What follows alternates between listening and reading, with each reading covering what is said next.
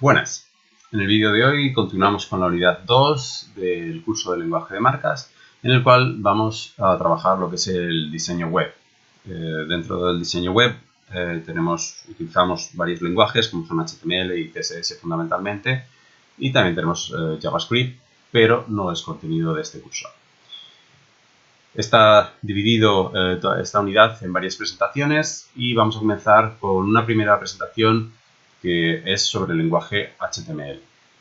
Concretamente vamos a trabajar cómo incluir distintos contenidos en una web con el lenguaje puramente HTML, sin de momento utilizar el lenguaje CSS.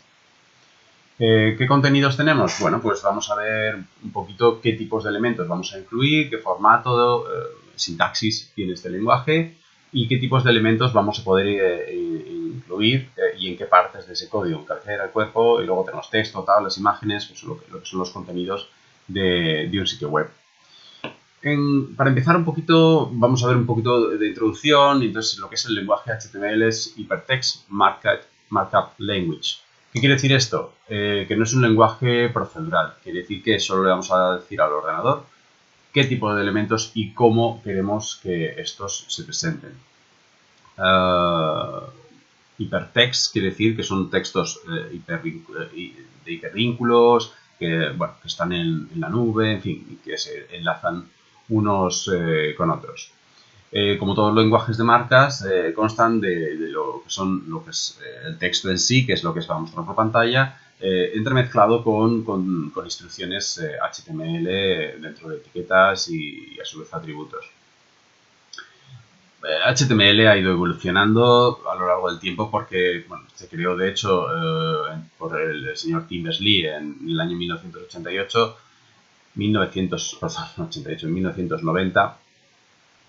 y diseñó lo que es el lenguaje y el protocolo HTTP y todo esto para lo que es acceder a contenidos web ubicados en otro equipo y ser mostrados a través de un software, un navegador en un equipo local y ser visualizados estos elementos. Entonces, ha ido evolucionando el lenguaje igual que evolucionan todos los lenguajes y se han ido creando versiones adaptándose un poco a los nuevos elementos que se van incluyendo a lo largo del tiempo. Al principio solo había textos e imágenes, pero luego se hizo necesario incluir bases de datos para darle otras funcionalidades, integrar código CSS para dar formato, etcétera.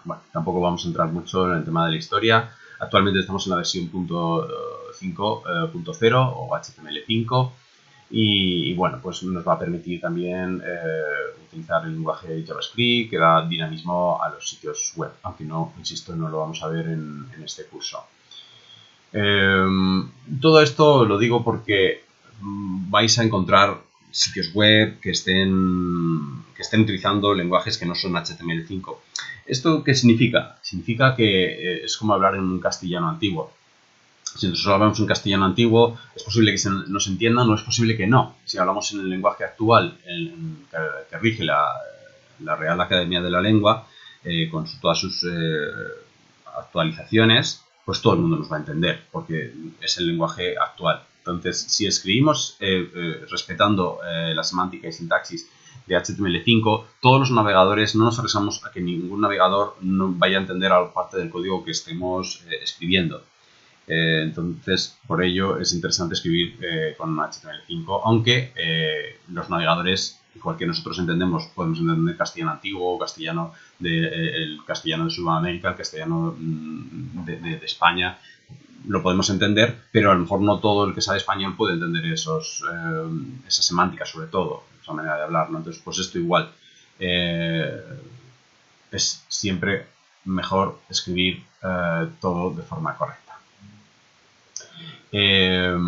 Dicho lo cual,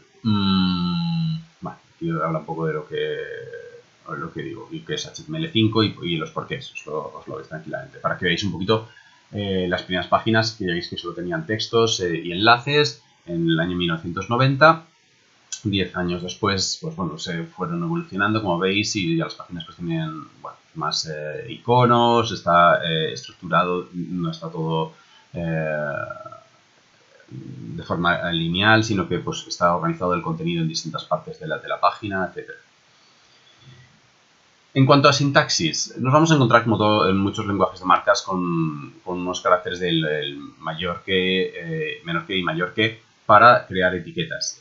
Siempre vamos a tener unas etiquetas de inicio y de apertura y en algunos casos, en la mayoría, también las de cierre o fin, que tendrán una contrabarra delante.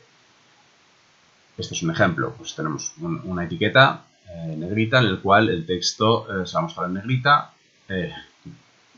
Esto está mal, pero bueno. Esto es Senado. Como veis aquí, pues tenemos una etiqueta de apertura y una etiqueta de cierre, de fin, con la contrabarra delante. En algún caso tendremos etiquetas de solo apertura. Estas etiquetas de solo apertura serán, por ejemplo, link, meta, br, hr, por ejemplo. ¿Vale? Entonces tendremos la contrabarra al final del elemento. Más cosas. Las etiquetas han de estar balanceadas. Balanceadas quiere decir que cuando abramos una etiqueta, que sea un elemento, por ejemplo una tabla, luego tendrá los elementos de tabla y cerraremos la tabla. Los elementos de tabla pueden ser filas, celdas, etc. Entonces, antes de cerrar la tabla, tendremos que haber cerrado todos los elementos que están incluidos en ella. ¿Vale? Siempre en orden.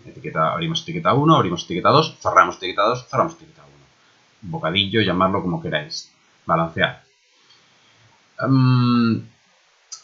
Por otra parte, el código, aunque no se diferencia entre mayúsculas y minúsculas, está normalizado que se escriba en minúsculas lo que es el código. Ya lo que es la salida por pantalla, obviamente podemos utilizar mayúsculas, pero tanto atributos como etiquetas está normalizado escribirlas en minúsculas.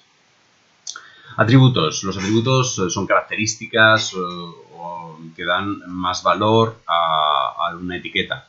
Ya veremos un poco qué tipo de características le van a dar a estas etiquetas dependiendo en cada caso, cada etiqueta pues, va a tener una funcionalidad u otra. Entonces tenemos la etiqueta y tenemos los atributos. Los atributos luego escribimos igual las comillas y valor.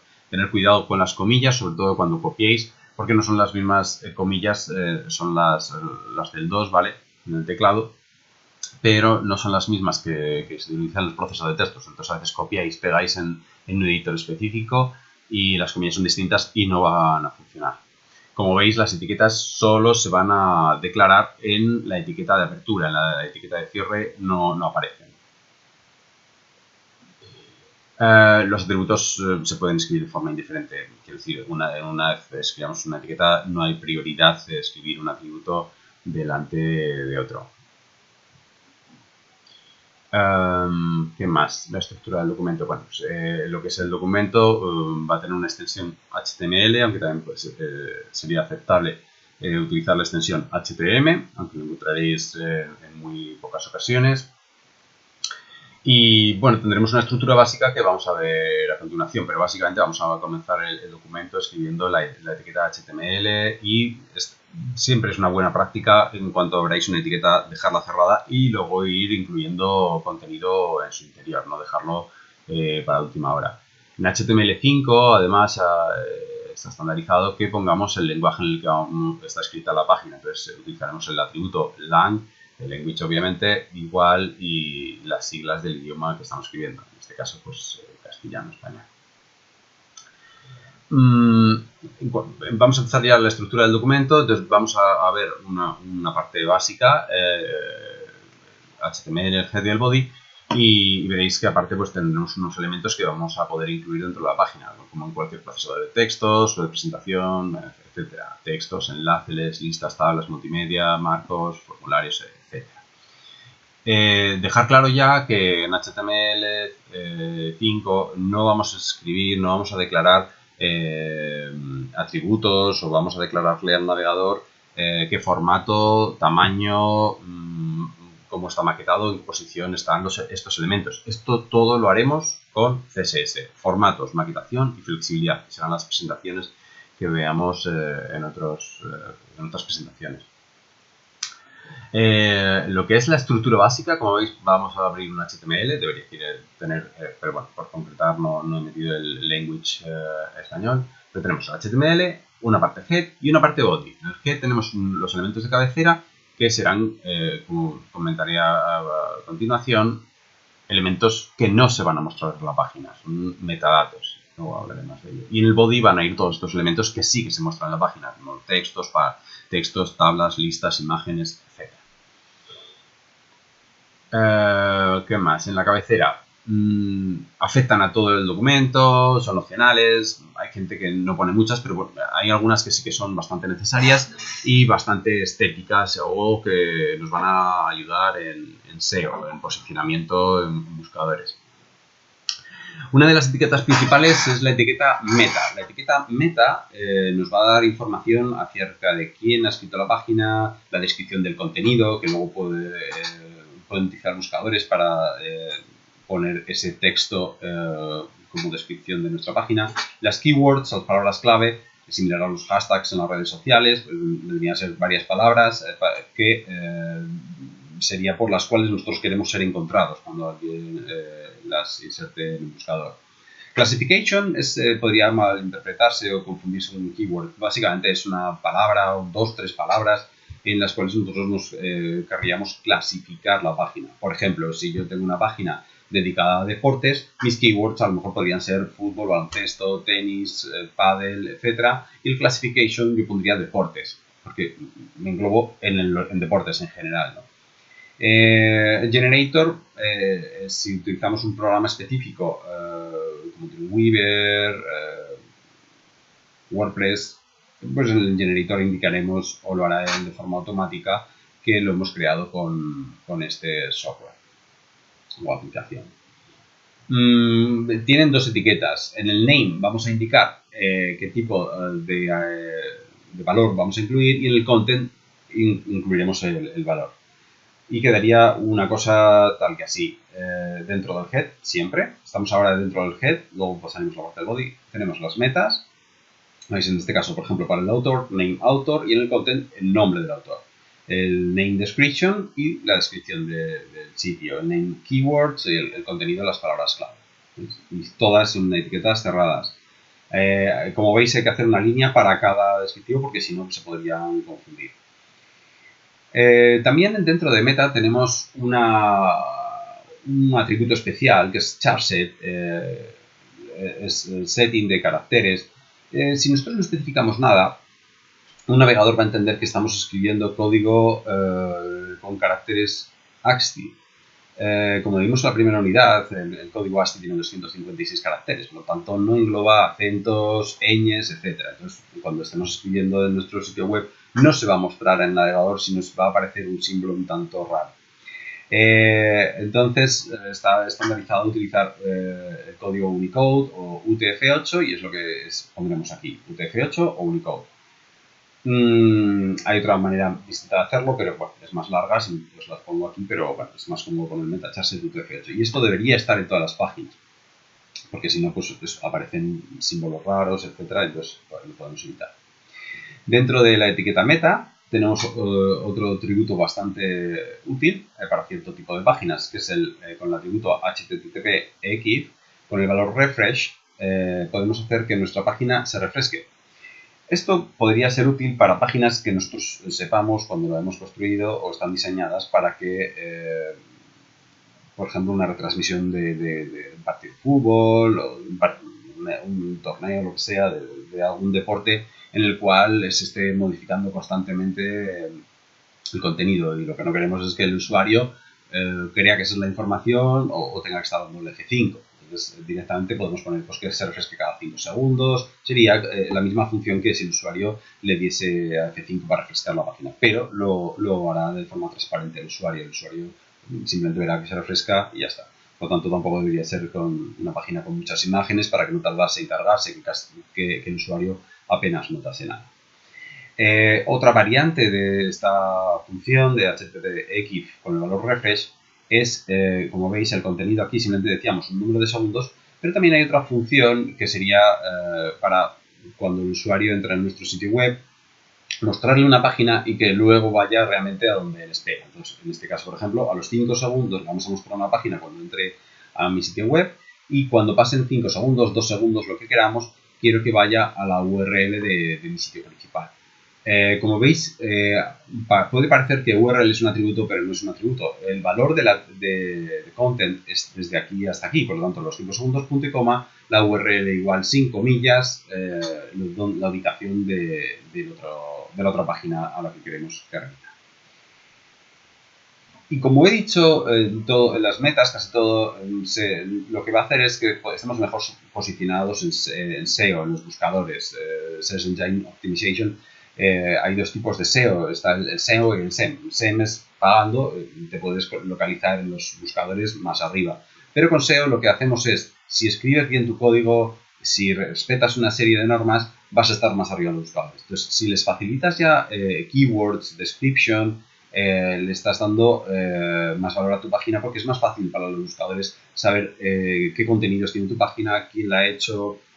Por ejemplo, otra cosa que hay que tener en cuenta y cosas que iremos nombrando durante el curso será que, por ejemplo, qué aparece en la pestaña del navegador, utilización de los H1, los cabeceras, por ejemplo, esto sería una cabecera, pues las cabeceras, el nombre del archivo, vamos a guardar los archivos en un .html.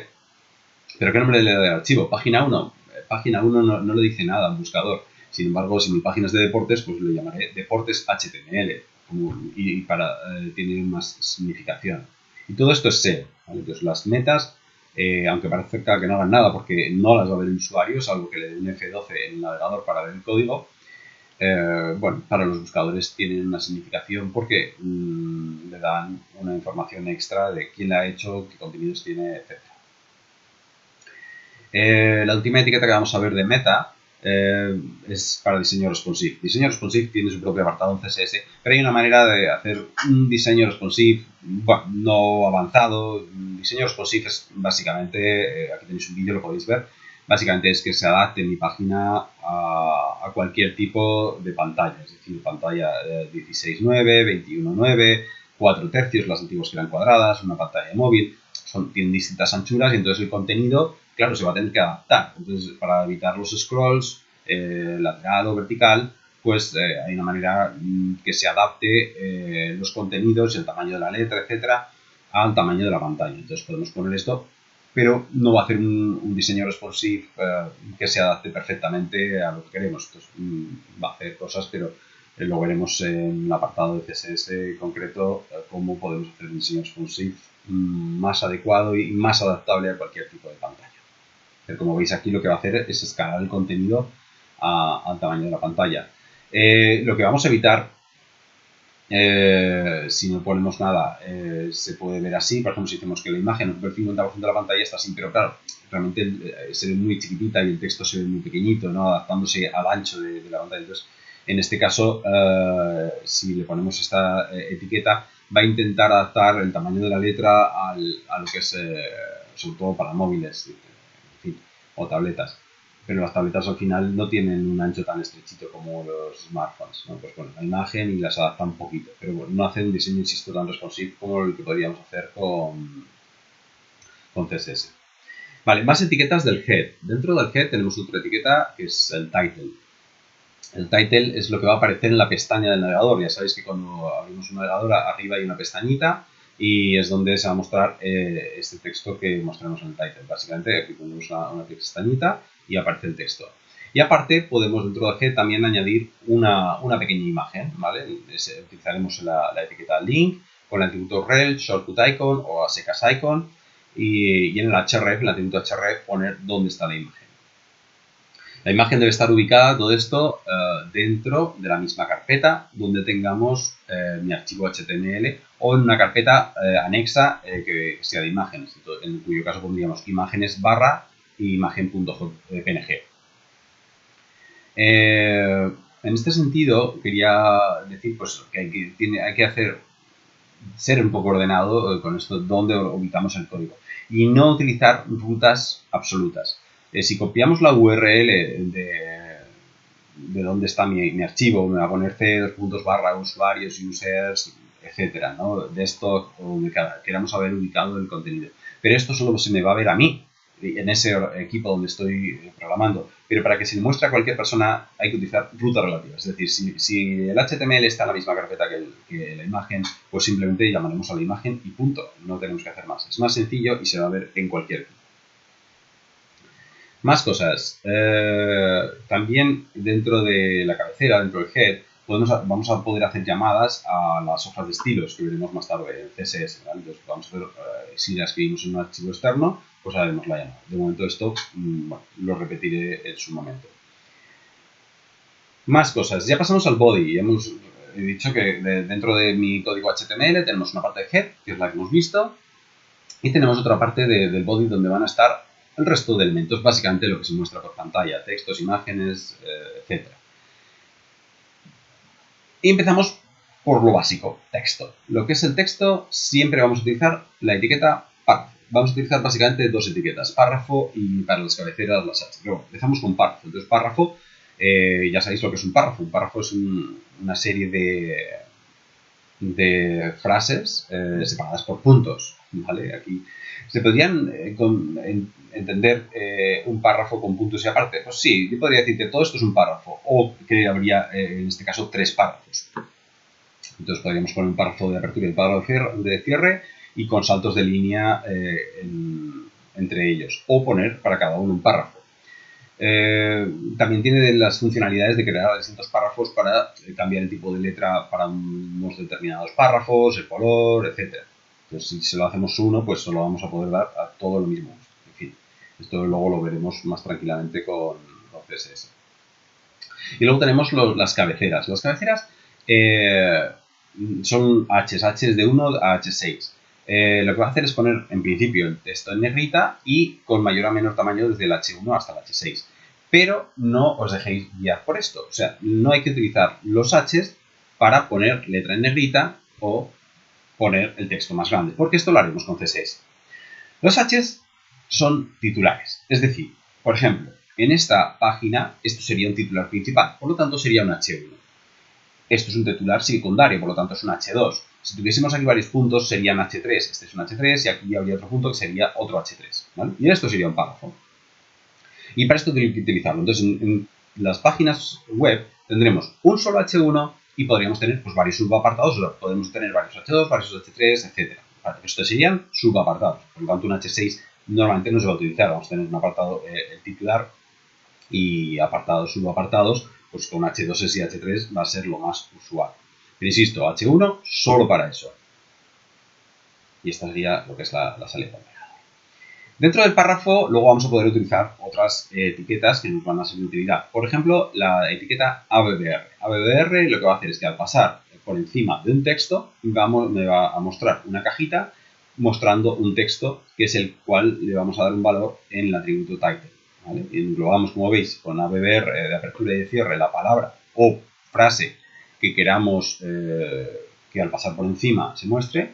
De hecho, en la salida por navegador vamos a ver una serie de puntitos debajo de la palabra o frase a la cual, pasando por encima, muestre este cuadro de texto. Tendremos la etiqueta BR, veis que es una etiqueta de sola apertura, por lo tanto tiene la barra al final, cosa que se os suele olvidar y por eso lo menciono. Y lo que va a hacer es un salto de línea. Escribimos una línea y quiero que el texto no aparezca aquí al lado, sino que salte de línea. Entonces utilizaremos la etiqueta BR. Podemos poner tantos como queramos. Lo que va a crear es espacios entre una línea y otra. Tenemos la etiqueta HR, que lo que va a hacer es mostrar por pantalla una línea horizontal, row. Básicamente, con CSS todo esto le vamos a poder dar formatos, ¿vale? HR, al párrafo, etc. Insisto, de momento no os preocupéis del estilo de la página, de cómo se forma. Queda feo, me da igual, me gustaría poner esto a la derecha, me da igual, ponerlo todo y luego ya con CSS le daremos formato. Hay otra serie de etiquetas a las cuales no vamos a entrar, que bueno, serán más o menos útiles. Y de hecho, la chuleta que os tengo compartido, vamos a visualizarla. Aquí tenéis la chuleta que tenéis compartida. Como veis, está separada. Esta es la que vais a tener disponible en el examen. Entonces, bueno, tenemos las etiquetas básicas. Como veis, siempre se debería declarar el tipo de documento, doctype HTML. Esto es también HTML5. Luego el HTML, la parte head, que estaría cerrada, y la parte de body, que también estaría cerrada. Y luego, pues para escribir comentarios, utilizaremos esta sintaxis, lo veremos más adelante. Las etiquetas del head, en fin, y las etiquetas del body. Como veis, y es a lo que iba, dentro de la etiqueta body, párrafos, imágenes, tablas, vamos a centrarnos ahora en lo que estábamos hablando en la presentación. Tenemos las etiquetas H1 a H6 y el párrafo. Pero aparte tenemos otra serie de etiquetas. De momento solo os había hablado, en la presentación solo sale ABBR, pero también hay otras etiquetas que nos van a poner el texto en negrita, enfatizado, subrayado, tachado, marcado con un fluorescente, subíndice y superíndice, fundamentalmente para fórmulas matemáticas, en fin. Y luego, pues veis aquí tenemos los atributos CSS que aplican sobre textos y párrafos. Pero bueno, esto, como he dicho, de momento no nos influye. Seguimos, pues. Bueno, tenéis más etiquetas y insisto que las podéis ver en la propia chuleta que tenéis compartida. Como os he dicho, estamos utilizando caracteres Unicode, lo cual nos va a permitir, si os vais a cualquier referencia Unicode, os podéis ir aquí, por ejemplo, al enlace y veréis, aquí tenemos unas bibliotecas de código Unicode. Por ejemplo, para poner corazoncitos, tal, y tenéis, cuando me voy al código Unicode, veis, me va a salir aquí, esto es lo que tengo que copiar, el HTML code. Tal, lo copiáis y lo que va a permitir es que me salga el simbolito en cuestión que hemos determinado. ¿Veis? Aquí pego lo que es la referencia. La referencia se pega entre una ampersand y un punto y coma. ¿Vale? Esta la referencia realmente es la parte interior, y entonces esto pues, va a salir pues, dentro de la biblioteca. Esto es un corazón, esto es un smiley, en fin, una flecha, caracteres chinos, de todo lo que sean caracteres Unicode que no podamos encontrar en el teclado, pues lo haremos con referencias a caracteres Unicode, y para eso tenéis lo que es pues, bibliotecas como esta en las cuales podéis encontrar las referencias. Más cosas, pasamos a tablas. Las tablas bueno, es un elemento bastante útil para representar información y básicamente pues tiene la etiqueta table y como veis en su interior tenemos filas, table row, y para los table data, para lo que son los datos de interior, pues tenemos que serían las celdas con su etiqueta de apertura y cierre, los contenidos para las celdas. Aunque aquí ponga un borde, no se va a mostrar borde porque no lo hemos indicado. El borde lo vamos a indicar con CSS, pero por el momento podéis utilizar una etiqueta que no está permitido en HTML5, que es el border igual a 1. Si utilizáis Visual Studio os saldrá este atributo en rojo porque, ya insisto, no está soportado en HTML5, pero lo que va a hacer es mostrar un borde de tabla y el borde de las celdas. Va a aplicar a toda la tabla y todos sus elementos. Es esto que luego lo declararemos con CSS. Hay un tipo de celdas especial que son los t-headers, serían como los H's de los párrafos, los H1, H6, pero esto sería para la cabecera, la primera fila o la primera columna de una tabla, pues están los nombres de los campos, ¿no? Entonces, pues los queremos destacar y los ponemos con TH. Lo que va a hacer es ponerlo en negrita y centrado. Entonces, solo debemos utilizarlo para, insisto, pues para esas celdas cabecera, header y luego pues los de data. Podemos unir celdas tanto en vertical como en horizontal y esto pues tiene pues obviamente un uso claro, ¿no? Pues por ejemplo esta celda que es una tabla de profesores y de los profesores vamos a ver los nombres, apellidos y departamento, entonces pues me interesa que esta celda ocupe todo el ancho, entonces lo que va a hacer es extender esta celda, call span, es decir, expandir esta celda que equivale a tantas columnas, a 3 columnas, como veis aquí. En este caso, pues estos dos profesores son profesores de informática y entonces esta celda de aquí equivale a 2 filas.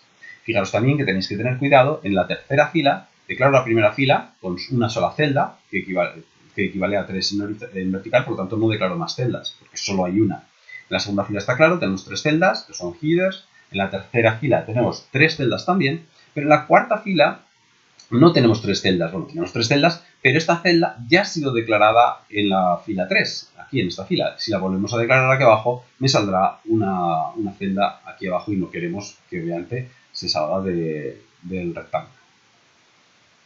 Más cosas, imágenes. Un elemento muy clásico que pues, da una visualización de nuestra página y pues, utilizado obviamente bastante.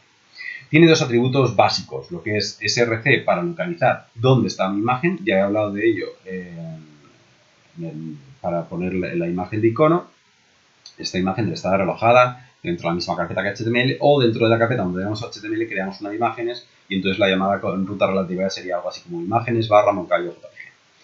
El nombre del archivo también, para ser SEO, debería tener una significación con respecto al contenido. No podemos poner imagen JPG o no debemos poner imagen JPG porque eso para SEO no ayuda a nada. Y luego lo que es el atributo alt es un atributo que en fin no es necesario, no, es visual, no se visualiza, salvo que la imagen no se cargue, que hoy en día no suele suceder, los navegadores van rápidos, las imágenes se cargan, no suele haber problemas. Si no se muestra la imagen, por lo menos se va a ver lo que es el texto que está mostrado en el atributo alt. Lo que incluye este atributo alt es una descripción de la imagen y tiene dos funcionalidades. Primero, una funcionalidad SEO. Una funcionalidad para los buscadores. Cuando alguien busque escultura Moncayo, le va a aparecer mi imagen. Por lo tanto, va a favorecer que más personas visualicen mi página o al menos vean la imagen que está en mi página. Pero no solo eso, también para accesibilidad. Hay personas ciegas que tienen unos navegadores especiales que al pasar por encima de la imagen les muestra el texto que esté escrito en el atributo alt. Por lo tanto, al pasar por encima de la imagen diría escultura Moncayo. Por lo tanto, aunque no la vean, ya se pueden imaginar lo que es. Una serie de trucos que quiero declarar es, en principio, el tamaño de la imagen. Cuando vais a buscar imágenes, hoy en día, tanto las cámaras de fotos como los smartphones hacen fotos pues, de 10 megapíxeles, 20 megapíxeles. ¿Y qué significa esto de los megapíxeles? Que a lo mejor algunos saben y algunos otros no. Las pantallas normalmente tienen una resolución de 1920 puntos píxeles en horizontal y 1080 en vertical, lo que es el Full HD. Entonces, ¿cuántos puntos son estos? Pues 2 megapíxeles. 1000 en horizontal serían 2000 y 1000 en vertical. 1000 por 2000 son 2 megapíxeles. Que son 2 millones de píxeles. ¿Qué sería la resolución? Entonces, no utilicéis imágenes mayores de esto. ¿Por qué? Porque a esa resolución se va a ver y nadie va a ver una página web en una pantalla más grande normalmente. Y lo que va a hacer es que tarde más en cargarse mi página. Entonces, habría que utilizar... También si utilizamos imágenes mucho más pequeñas, también no se va a mostrar a toda página, obviamente. Entonces, si es una imagen de icono, con una imagen de 0,5 megapíxeles, nos bastaría, ¿no? De 100% o lo que sea, para un icono bien. Pero si utilizamos una imagen de 100%, es muy pequeñita, entonces se va a pixelar si la mostramos en grande. Entonces hay que tener siempre cuidado con el tamaño de las imágenes, pero insisto, no utilicéis imágenes de más de 2 megapíxeles porque lo que va a hacer es ralentizar la carga de vuestra página. Luego, para declarar el tamaño de las imágenes en pantalla, si no decimos nada, pues todas las imágenes tienen un tamaño original en píxeles. De hecho, si es más grande de 2 megapíxeles y estoy utilizando una pantalla Full HD, lo que va a hacer es que me va a salir un scroll para mostrarla en su completitud o para verla en su completitud. Si es más pequeña, pues obviamente se va a mostrar el tamaño original de la imagen. Si queremos variar, podemos utilizar atributos width-height, width para ancho y height para alto, pero son atributos en CSS. Es cierto que también los podemos utilizar de momento que no sabemos CSS como atributos de HTML, pero insisto que lo determinaremos luego en CSS. Lo he añadido aquí por si queréis hacer las prácticas voluntarias e ir practicando un poco, podéis darle ya tamaño igual que con el border de tablet, pero solo hasta que sepamos hacerlo con CSS. Y podemos darle el tamaño de las imágenes en dos formatos, en píxeles, está muy bien, pero también es muy útil en porcentaje. Si es en píxeles, podemos decir simplemente el número y no añadir nada, o poner detrás px de píxel. En porcentaje sí que tenemos que añadir el carácter de porcentaje y entonces le diremos que ocupe, por ejemplo, el 100%, pues 100 de ancho y 100 de alto. Lo que va a hacer es deformar la imagen. Si solo damos uno de los valores, no va a deformar la imagen, sino que le damos un valor a uno de los parámetros, el ancho y el alto, y el otro lo va a hacer proporcional la imagen, ¿vale? Si queremos que ocupe el 100% de la pantalla, pues muy bien, pero corremos el riesgo de que se deforme la imagen con respecto a la original. Y en cuanto a la función de las imágenes, pues lo que he dicho. Siempre utilizar rutas relativas. Podemos utilizar también imágenes online. Para esto nos vamos a cualquier buscador, concretamente para el de Google, le damos botón derecha sobre la imagen y le damos a copiar dirección de imagen. Y esa imagen la utilizamos en el src. aquí, en src, ponemos esa URL que hemos obtenido copiando la dirección de imagen. Yo no lo recomiendo. ¿Por qué? Porque si esa imagen de origen desaparece también de nuestra página, por lo tanto, estamos perdiendo información. Entonces, pues bueno, y aparte, cuando se carga mi página, lo que va a hacer el navegador, cuando solicite mi página, me va a descargar mi HTML con unas imágenes, pero en este caso no está descargando una imagen, sino que va a buscar la otra página, por lo tanto, tiene que cargar la otra página, coger la imagen y mostrarla a mí. Por lo tanto, va a ralentizar la carga de mi página web. Más cositas. En cuanto a multimedia, podemos añadir vídeos. Una manera muy sencilla de hacerlo es los vídeos de YouTube. Entonces, simplemente cargaremos una página de YouTube, nos vamos a YouTube, nos elegimos cualquier vídeo y cuando hemos elegido el vídeo nos vamos a compartir. Compartir, literalmente, copiamos aquí de insertar, copiamos todo este código, copiar y lo pegamos en nuestra página. Esto, que es el código este que tenemos aquí. No copiéis este código y copiéis la URL cuando os vais a YouTube. No copiéis esta URL. Literalmente copiad lo que os ha salido al compartir e insertar. Todo tal cual, lo pegáis y ya está. Como veréis, ya me ha declarado un código en el cual me establece un width and height, un tamaño de mi frame, de mi marquito donde se va a mostrar ese vídeo en mi página web. La URL ya la tiene, un frame border no tiene border, frame border 0 como veis, bueno, y permite full screen cuando le dé la opción full screen en página, etc. Bueno, esto me lo crea automáticamente.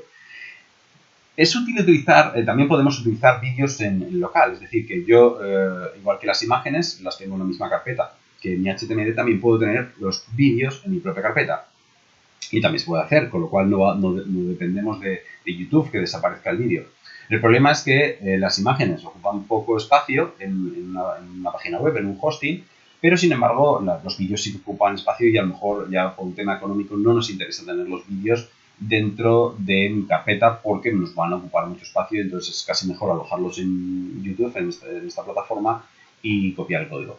Si lo quisiéramos hacer en local, simplemente pues tenemos un vídeo en formato MP4, como veis con la etiqueta vídeo, con un tamaño, el controls para que les haga los controles para el usuario, el play con el tiempo total y el tiempo que se ha expuesto, y interiormente englobando a la etiqueta source, la fuente, donde está el source, de hecho el atributo es src, donde está la fuente, y el tipo pues es un vídeo MP4.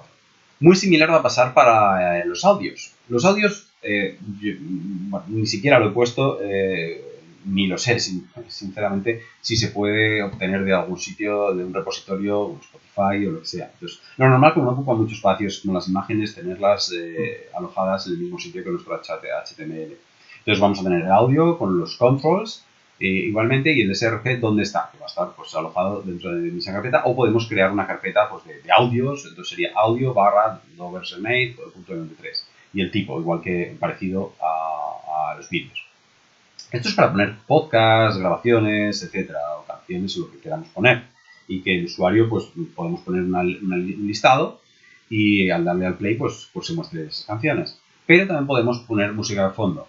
La música de fondo en la mayoría de los navegadores están poniendo muchos problemas por esas músicas emergentes que estaban a distintos volúmenes, etcétera, entonces las están bloqueando.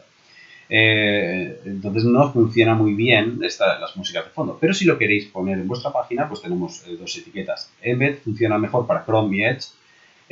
Aquí tenéis un asterisco que podéis ver cómo lo que tenéis que hacer, porque normalmente va a bloquear este sonido de fondo y tenéis que desbloquearlo.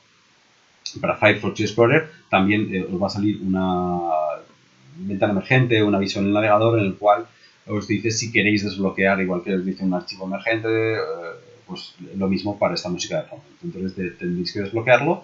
Entonces con esta sintaxis podemos utilizarlo para Firefox y Explorer, y este funciona para Chrome y Edge, que haya probado yo.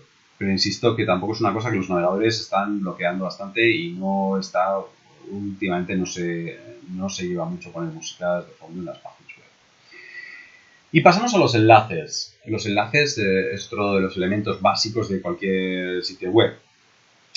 En primer lugar, podemos ir a varios sitios. Podemos ir a un sitio externo, como podemos ver, Y luego podemos ir a una página de mi propio sitio web. Recuerda que una página, cuando decimos página web realmente no estamos refiriendo a un sitio web. Si vamos a la página web de mi centro, del Instituto de los Enlaces, dentro pues habrá distintos enlaces que vayan a otras partes de ese sitio web. Eso son páginas. Entonces aquí en el HR pondremos secretaría.html, noticias.html, etcétera, las partes de mi sitio web.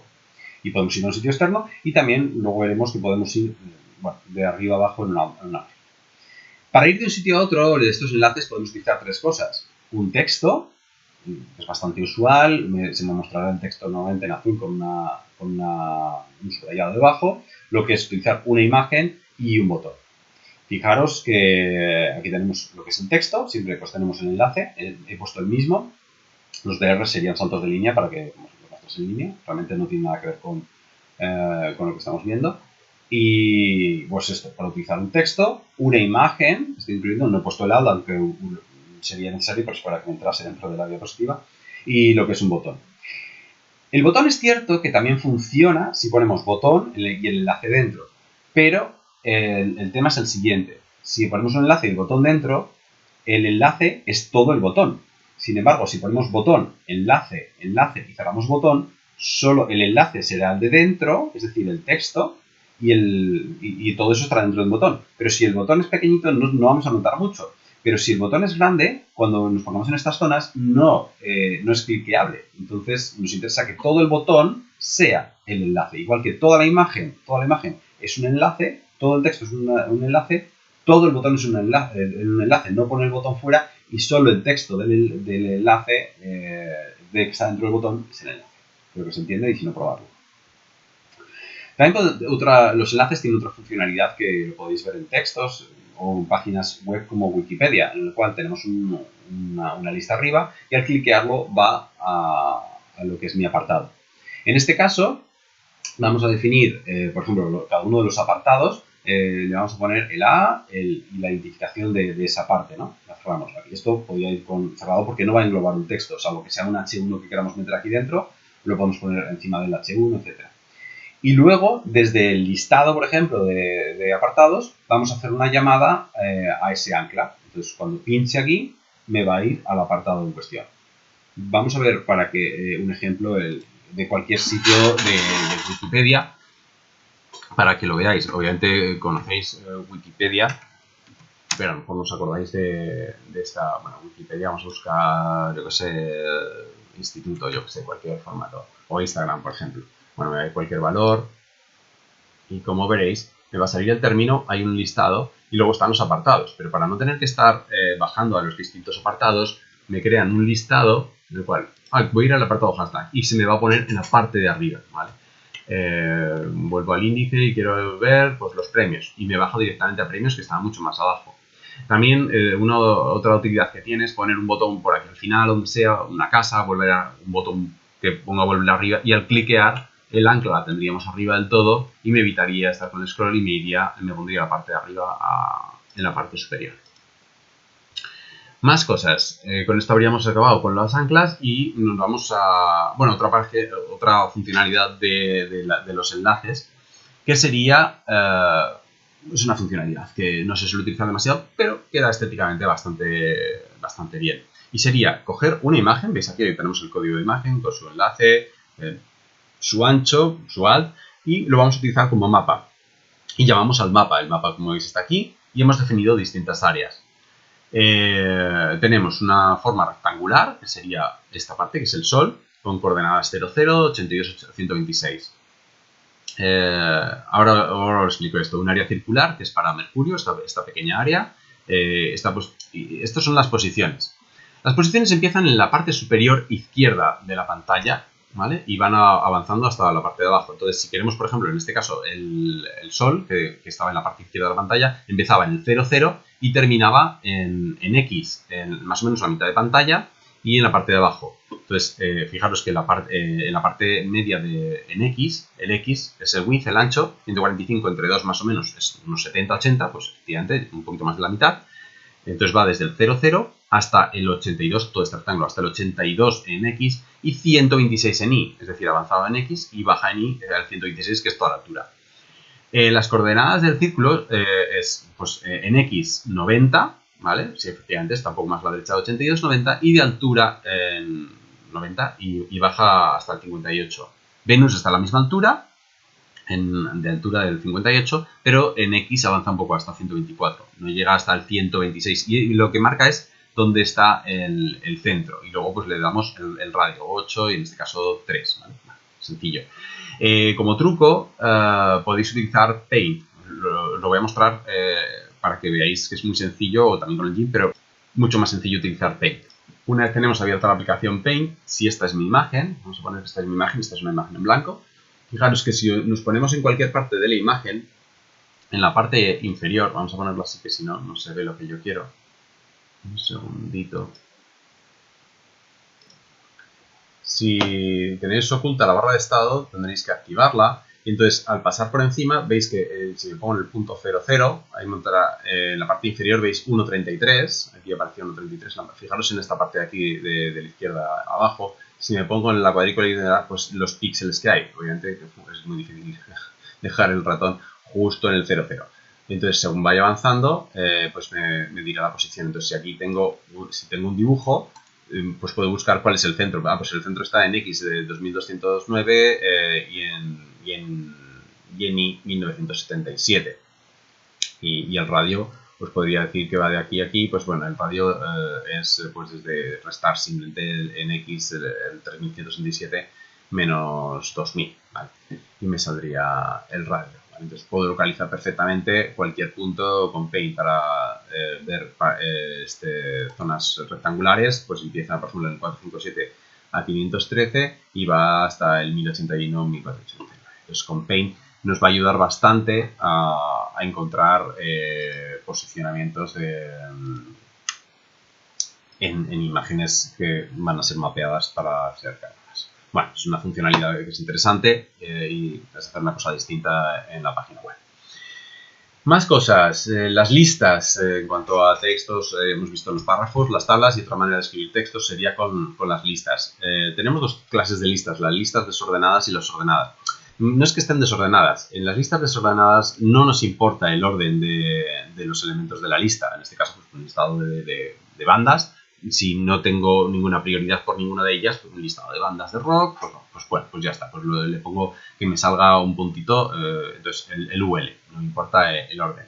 Sin embargo, si me importa el orden, le pondré OL, order list, y entonces me saldrá, pues, según las que más me gustan, las que más están de moda, las que más discos han vendido, lo que sea, pues 1, 2, 3, ABC, o en números romanos, que son las viñetas que utilizan uno y otro. Las viñetas por defecto son puntos negros, aunque en las listas desordenadas también vamos a encontrar discos, cuadrados y otras que podemos declarar. Y para las listas ordenadas, el 1, 2, 3, en números romanos o en letras. Pero esto lo vamos a hacer con CSS, entonces no quiero entrar de momento en esto. Sí que en el caso de ordenadas hay otra funcionalidad, que esto sí que se hace con un atributo o en HTML, que es el start. ¿Dónde empieza? Si no decimos nada, obviamente empieza en el 1. Pero podemos empezar en el 0 o podemos empezar en el 10, por lo que sea.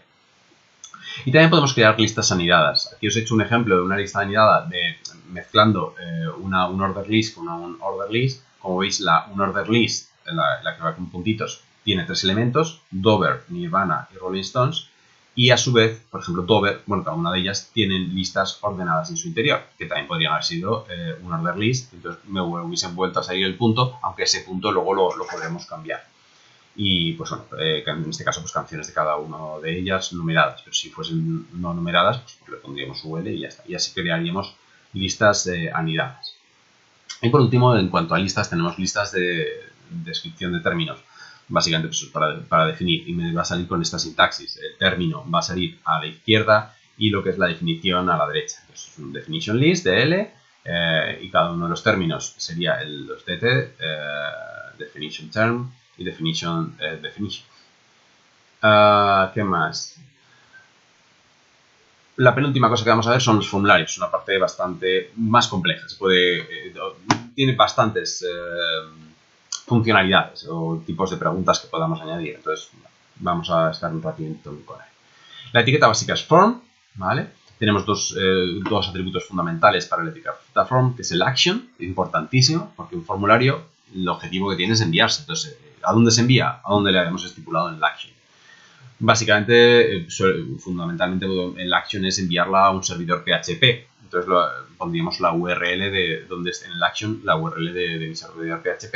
Pero también lo podemos mandar por los resultados del formulario que el usuario me los envíe por mail. Entonces simplemente pondremos mailchimp y la dirección de correo. Por otra parte, tendremos un método de envío. Tenemos el método post y el método get, dentro de los cuales el más seguro es el método post. Entonces, bueno, simplemente ponemos o post o get y eso, que sepáis que el más utilizado es el método post. Poco más que entrar en esto. Luego el link type, pues un texto en plano, en fin, se suele poner, pero no es tampoco necesario. Y dentro de aquí, pues vamos a meter todo lo que son las preguntas en sí, claro. Pero antes de seguir adelante, una de las cosas también básicas que tiene que tener todo formulario es un botón de envío. No tanto así el del borrado o restablecer los datos en origen o lo que sea, pero sí el envío. Entonces el envío siempre vamos a utilizar la etiqueta, ya veis que se va a repetir bastante, input, y en el type vamos a declarar qué tipo de pregunta o elemento del formulario es. En este caso, en el caso de enviar es un submit, en el caso de borrado un reset. Debemos darle un nombre a cada una de las preguntas. No le vais a ver una funcionalidad ahora, pero si en el futuro trabajáis con esto, hay que definir cada uno de los elementos con un nombre o indicar para poder acceder a él a través de JavaScript para, por ejemplo, verificar datos del formulario. Entonces, siempre poner, aunque no se vea claramente la funcionalidad, un nombre a cada pregunta o a cada elemento. Entonces, pues bueno, este elemento le vamos a llamar enviar. Podríamos utilizar el submit también. Y el valor va a ser lo que se muestre, aunque es submit, obviamente en inglés, pero nosotros queremos que aparezca enviar. Y aquí en vez de valor reset, podríamos haber puesto borrar formulario, por ejemplo. Lo que queramos que aparezca en el botón. Y esto es fundamental. A todo esto, ¿dónde va a ir? ¿Dónde vamos a insertar las preguntas? ¿Aquí abajo? No. No, porque el formulario lo suyo es que el botón de envío esté cuando ya estén hechas todas las preguntas. Porque si no, el usuario va a enviar y ¿qué va a hacer? Enviar en blanco. Y luego cuando llega abajo del todo dices, ¿y ahora qué hago? Si el botón de envío vuelve arriba y lo vuelve a enviar. Por tanto, envía dos formularios. O piensa que ya lo ha enviado cuando no había rellenado el formulario. Entonces, siempre el form, todas las preguntas las vamos a insertar aquí y abajo pondremos el botón de envío y de empieza. Vale, empezamos, por ejemplo, con el campo de texto, el campo clásico para escribir pues un nombre, lo que queramos pedirle al usuario, que escriba algo. Por defecto tiene 20 caracteres, pero con el atributo size podemos cambiar el tamaño visual en pantalla. También podemos incluirle otros atributos que iremos viendo, pero por ejemplo el max length lo que va a permitir o impedir es que el usuario escriba más caracteres de los que yo estipule. El tamaño de no tiene nada que ver. Si yo pongo un max length 100, aunque el tamaño de mi cuadrito sea de 20, porque no lo he especificado, pues podría seguir escribiendo hasta 100 caracteres porque es lo que me han permitido. Y aunque el tamaño sea 20, si yo digo que el max length es 4, escribe el código PIN de tu tarjeta, pues es 4. Es 4. Entonces, max length 4. Le ponemos 4 y el usuario no va a poder escribir más, aunque la casilla sea más grande. Más, el text area. Aprovecho ya para ver esta otra etiqueta que nos va a acompañar durante los formularios. Y es la etiqueta label. La etiqueta label es para añadir textos. No vamos a utilizar párrafos porque no son párrafos. Exclusivamente se utiliza label. Ni párrafos ni h's. Se utiliza label. Y es para escribir. Es cierto que aunque no lo pongamos, podemos escribir observaciones, saldría así, observaciones. En el anterior, por ejemplo, nombre, 2 puntos y luego el cuadrito. Y lo podríamos escribir sin etiquetas. Pero, como os he dicho antes, al principio, para HTML5 requiere que se utilice la etiqueta label. Text area es un campo de texto amplio en el cual pues, bueno, podemos escribir párrafos, texto. Y podemos especificar el tamaño. Aunque se especificara mejor en CSS, podemos también ponerlo con calls y rows. ¿Vale? Y, bueno, aquí está cerrado la etiqueta, pero como no va a englobar a nada, podríamos haber cerrado perfectamente la etiqueta aquí. Más campos de texto un poco especiales.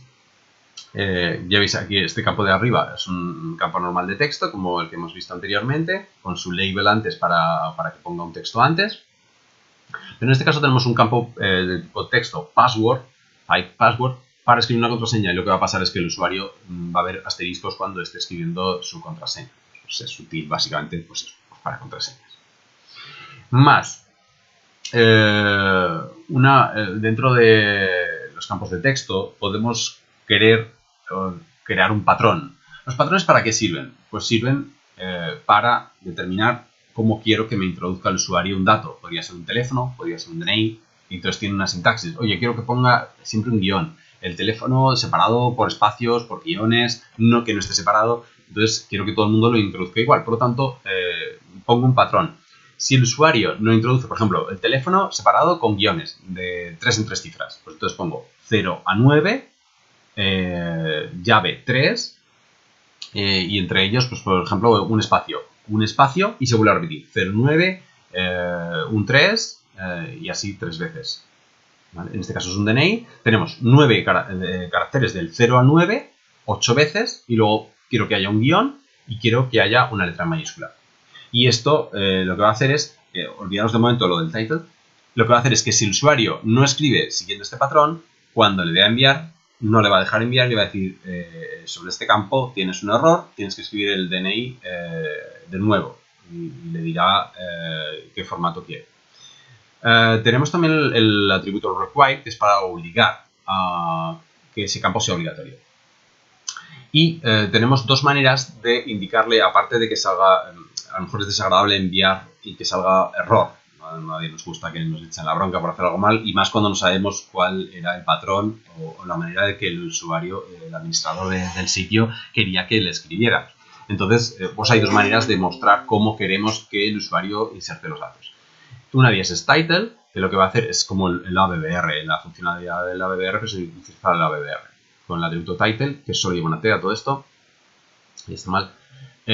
Al pasar por encima, lo que va a hacer es mostrar la cajita con el formato.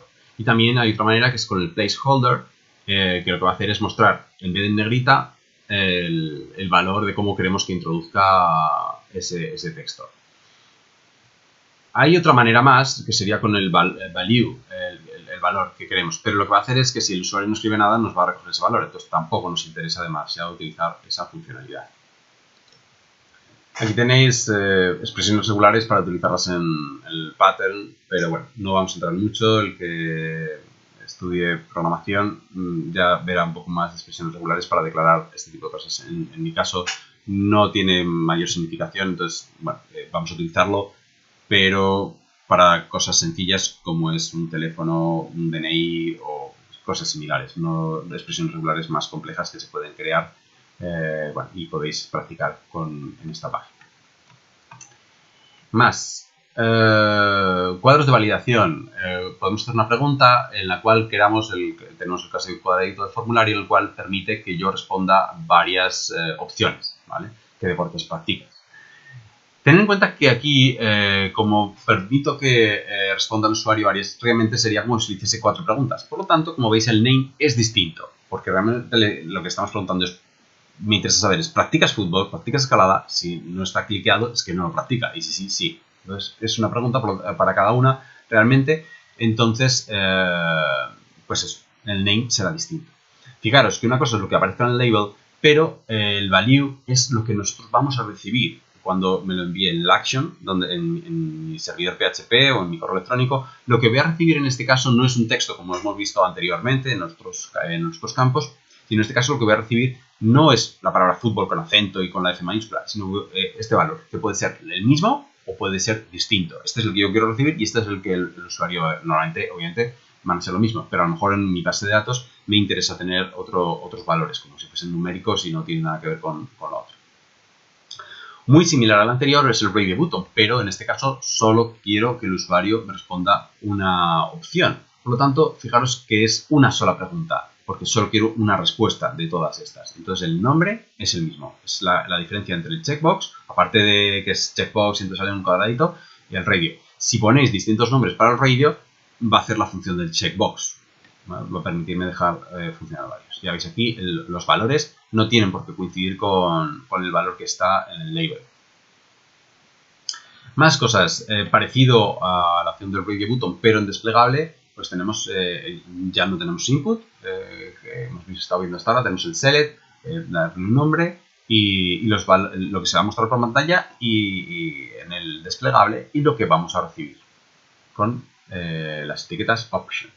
muy similar al anterior, pero con un data list. Un input list, formation, data list, una identificación, parecido, pero no es exactamente igual. En este caso el value y el valor mostrado en pantalla es el mismo, como podéis comprobar. Más cosas para recibir un color, pues un input type color, un nombre y un valor por defecto. Si no ponemos valor por defecto, pues saldrá negro. Y cuando abra me saldrá un dibujo cromático en el cual elijo un color exacto. Y entonces me devolverá su referencia de color. Para una fecha podemos utilizar un pattern, un campo de texto, pero para no complicar la vida le ponemos un type date y entonces el usuario sale una pestaña, depende del navegador de una manera o de otra, y nosotros pues seleccionaremos la fecha en formato calendario. También para subir archivos, pues imágenes, lo que fuese, pues type file y saldrá una cosa así, un botoncito en el cual pues examine, ya sabéis, la ventana emergente y el local me busca ese archivo. Cuando ya lo haya encontrado, cuando ya esté subido, me aparecerá aquí el nombre del archivo para que el usuario sepa cuál está enviando. También tenemos el range, el baremo, que depende de un navegador u otro, pues lo muestra de una manera u otra, como podéis comprobar aquí. Es el tipo range. Y lo que tenemos que establecer, independientemente que pongamos en las etiquetas anterior y posterior, como veis aquí, el fácil y difícil, tendremos que darle eso a qué significa, depende de qué significación tiene, depende de dónde mueva la barra, qué valor va a tener. Entonces, si le pongo de 0 a 10, pues si está en medio, pues el usuario me ha respondido un 5. Después, más a la derecha, pues es un valor entero o real. Más, para establecer un número concreto, podemos utilizar el type number y lo mínimo. Con las flechitas, el usuario podrá, aparte de escribirlo, podrá elegir un número entre los valores que hayamos determinado en el mínimo y el máximo. Bueno, y aquí tenéis un resumen de todo lo que hemos estado viendo para formularios. De las que no hemos visto, por ejemplo, está el checks para los range button y los checkbox para dejar una opción marcada. A mí no me gusta, me parece un poco absurdo en un formulario dejar una opción marcada, pero en algún caso podría tener una funcionalidad. ¿Qué más tenemos? Así, bueno, el align, el accept, tenemos el required, que no lo veo ahora por aquí, sería para obligar a que, pues lo hemos mencionado, pero no lo veo por aquí, estar en la chuleta sí que sale, para obligar que ese campo tenga ese rellenado. Bueno, y hay algún tipo más de input, ¿vale? Pues el hidden, pero bueno, no los hemos visto tampoco, lo veo necesario. ¿Qué más? La opción para el select. Y aquí tenemos lo que sería un formulario, veis todo el formulario, y al final de todo, pues lo que son los botones envío y tal, el envío y borrado. Hay dos etiquetas más que se utilizan en algún caso, como el field set y el legend. El field set me va a crear un cuadradito bordeando todo mi formulario. Esto abriríamos el form y antes de cerrar el form, justo debajo de esa primera etiqueta de apertura, pondríamos la etiqueta field set y al final pues otro field set. Si quisiéramos que pusiera un cuadradito para todo el formulario. Si quisiéramos poner datos personales, pues, por ejemplo, hasta aquí, pues podríamos hacer varios field sets y dejar dentro varios inputs con sus labels, ¿vale? Varios field sets. Si a esos field sets le queremos poner una palabra para decir pues, datos personales, preguntas, lo que sea, pues los englobaríamos dentro del field set, poner un legend, ¿vale? No es atributo, sino que es otra etiqueta. Y por último, los iframes. Iframes era una manera antigua para localizar elementos dentro de mi página web, aunque lo haremos con maquetación CSS, pero bueno, que lo sepáis que ese era el uso. Como hemos visto también, se pueden utilizar para los iframes de YouTube, para meter un vídeo dentro, pero también podemos insertar una parte de mi página, en este caso pues, parte de mi diapositiva. Aquí quiero que se muestre una página web y que sea navegable. Yo aquí podría clicar dentro de mi página web y navegar dentro de ese otro sitio web. Esto se hace con la etiqueta iframe, el src con el enlace a la página y le damos un ancho y un alto. Sido muy similar, como veis, al iframe de YouTube, pero obviamente cuando es un vídeo pues no carece de otros atributos como que tenía. Depende de lo grande que sea, pues tendremos un scroll, obviamente, para que se muestre entero. También depende del tamaño del iframe, obviamente. Y tendremos, pues, bueno, algunos atributos como el tipo de scrolling, en fin, atributos concretos. Y por último, cómo insertar comentarios. Pues bueno, en cualquier parte del código podemos insertar comentarios para que esté organizado. Como veis, se muestra en un color verde llamativo. Depende del editor específico que utilicéis, pues ya sabéis que va a colorear el texto, las etiquetas de un color, los atributos de otro, el valor del atributo de otro y el texto que se muestra por pantalla, el texto plano en otro. Y distinto a todos estos, que normalmente son azul, rojo, morado y negro, en verde se va a mostrar los comentarios. Pues sirven, por ejemplo, aquí empieza el formulario, o yo que sé, tengo que terminar el formulario, comentarios para uno mismo, que sería documentación interna, o para poderlo ver luego, aparte de indentar, que también está muy bien en lo que es indentar el código, es tabular para que, como hemos visto, HTML, Head más a la derecha, dentro de Head las etiquetas más a la derecha todavía, son sangriado, pues aparte una manera de diferenciar las partes de mi código serían con comentarios. Y otra última funcionalidad del comentario es cuando vamos a probar algo y no me funciona, lo que podemos poner es comentar. Por ejemplo, tengo un párrafo, una tabla y luego voy a añadir una imagen y la imagen no se muestra. Y digo, no se muestra. Entonces lo que puedo hacer es comentar todo menos la imagen. Entonces así veo qué está pasando, si la imagen por qué no funciona. Porque a lo mejor he escrito algo mal antes, veo la tabla, en fin, lo que sea. Lo comento el resto o comento lo último que he puesto, etc. Entonces, bueno, esas son las funcionalidades del comentario. Aquí tenéis un enlace a un listado de etiquetas y bueno, que sepáis también, como he dicho antes, que tenéis una chuleta disponible, que es la que tendréis en el examen, aunque tendréis también otra que tiene otro formato, ahora la vemos si no, en la cual pues tenéis todo esto, las etiquetas y los atributos propios de HTML y posteriormente en otra presentación veremos los atributos CSS. Ya veis que para tablas no he incluido, por ejemplo, el border. Aprovechando que estoy aquí, veis que hay dos etiquetas que no se suelen utilizar demasiado, el THEAD, el THEBody, es para declarar que esa fila pertenece a, incluso el THEButton creo que es, pero esto es para determinar zonas de mi tabla. Pero bueno, tendrán una funcionalidad más para CSS que para la propia tabla en la parte visible. Y esto es todo en esta presentación. El siguiente día será CSS. Hasta luego.